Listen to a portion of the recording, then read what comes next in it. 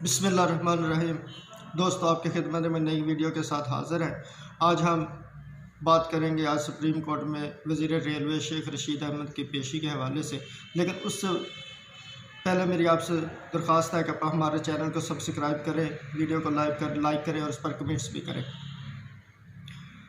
दोस्तों, आज supreme court Pakistan ने वैसे तो बहुत से मामलात पर अपने बड़े अहम रिमार्क्स दिए chief justice of Pakistan justice Gulzar Ahmed sahab ने, लेकिन उन्होंने नैब और ख़ास तौर पर रेलवे के हवाले से दो अहम केसों की समाअत की। यहाँ पर हम नैब के हवाले से तो नहीं, लेकिन रेलवे के हवाले से बात करेंगे। कल चीफ जस्टिस ऑफ पाकिस्तान ने रेलवे को पाकिस्तान का सबसे करप्ट अदारा करार दिया था और आज शेख रशीद अहमद साहब को तलब किया था।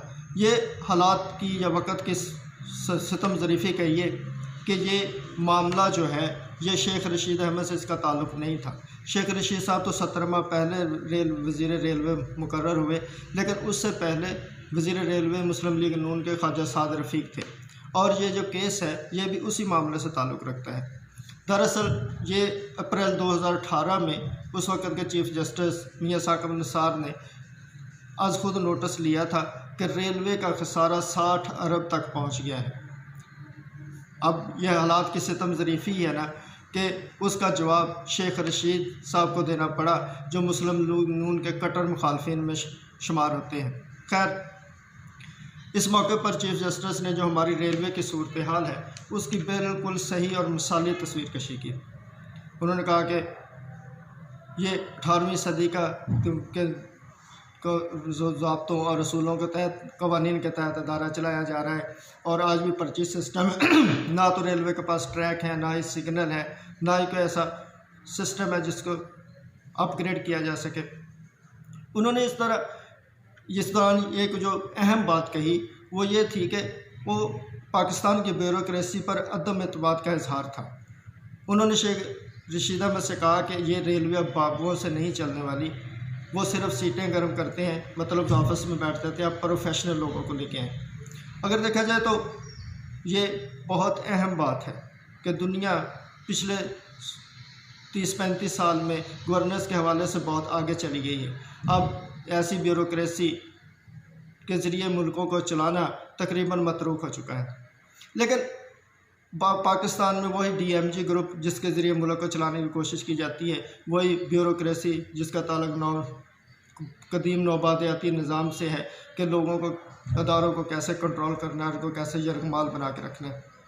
खैर, इसके अलावा अक्टूबर 2019 में एक हादसा हुआ जिसमें एक ट्रेन में आग लग गई और इसमें तकरीबन 74 लोग मारे गए। उसके बाद अदालत ने यह भी कहा कि वज़ीर साहब आपने उसके हवाले से क्या किया, तो वज़ीर साहब ने कहा कि हमने 19 लोगों के ख़िलाफ़ कार्रवाई की है। तो अदालत ने कहा कि यकीनन आपने की है, लेकिन वो सारे छोटे लोग हैं, बड़े लोगों के ख़िलाफ़ कार्रवाई क्यों नहीं की गई? आप तो सबसे बड़े तो आप ही हैं। इस मौके पर एक और अहम बात की चीफ जस्टिस ने कि आपकी मर्ज़ी से पूरे मुल्क में रेलवे की ज़मीनों पर कब्ज़े हो रहे हैं और जिसको चाहता है ये अफसर नवाज देते हैं और पैसे लेकर भर्ती कर रहे हैं। और ये असल में ये भर्ती का ही मामला है जो रेलवे पर बोझ बना हुआ है।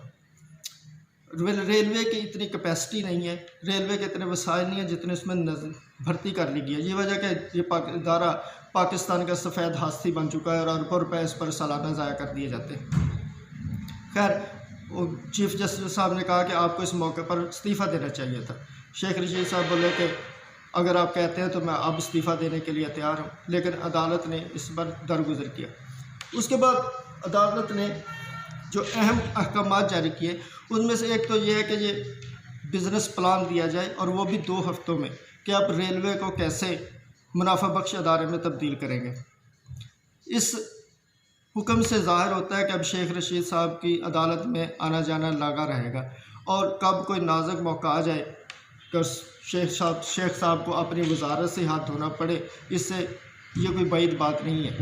और क्योंकि अदालत ने यह भी कहा है कि अगर उस बिज़नेस प्लान से इनहराफ किया गया तो तौहीन अदालत की कार्रवाई होगी और तौहीन अदालत की कार्रवाई जो है वो एक वज़ीर के ख़िलाफ़ नाअहली ही हो सकती, वज़ीर की नाअहली ही हो सकती है, इसके अलावा कोई और सज़ा तो हो नहीं सकती।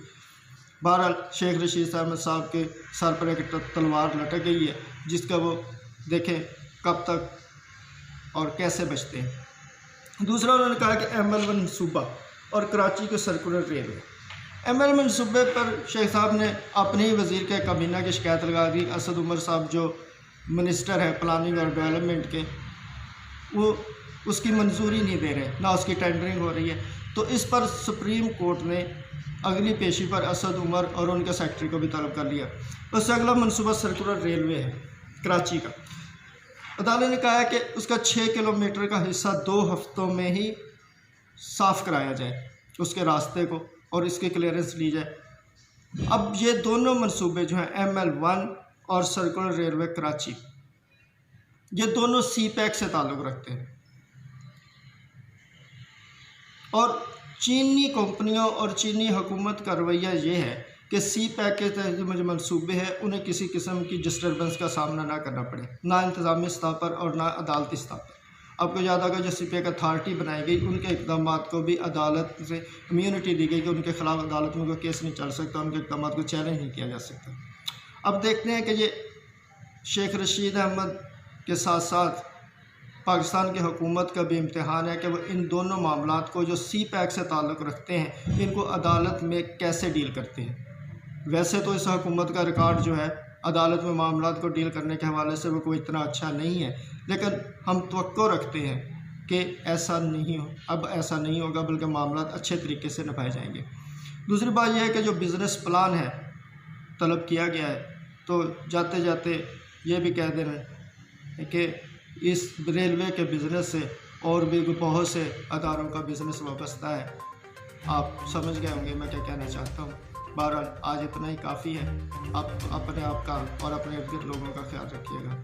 शुक्रिया।